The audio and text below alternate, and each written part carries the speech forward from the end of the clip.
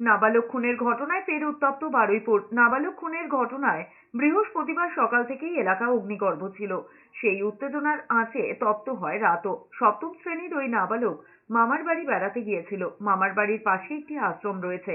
অভিযোগ, সেখান থেকেই তাকে আহত অবস্থায় উদ্ধার করা হয়। বারুইপুর মহকুমা হাসপাতালে নিয়ে যাওয়া হলে তাকে বাঁচানো যায়নি। এই ঘটনায় কয়েকশো মানুষ উত্তরভাগের দমদমা এলাকায় ওই আশ্রমের দরজা ভেঙে ভেতরে ঢুকে ব্যাপক ভাঙচুর চালায় বলে অভিযোগ। এদিকে পরে মৃত কিশোরের দেহ এসে পৌঁছয় ওই আশ্রম চত্বরে। তাতে আরো ক্ষিপ্ত হয়ে ওঠেন জনতা। পুলিশকে ঘিরে বিক্ষোভ দেখানো হয়। বারুইপুর থানার বিশাল পুলিশ বাহিনীর পাশাপাশি ক্যানিং থানার পুলিশ বাহিনী এসে পরিস্থিতি নিয়ন্ত্রণে আনার চেষ্টা করে। গ্রামবাসীদের দাবি, অবিলম্বে অভিযুক্তকে ধরতে হবে। আশ্রম কর্তৃপক্ষের কোনো বক্তব্য এখনো পর্যন্ত পাওয়া যায়নি।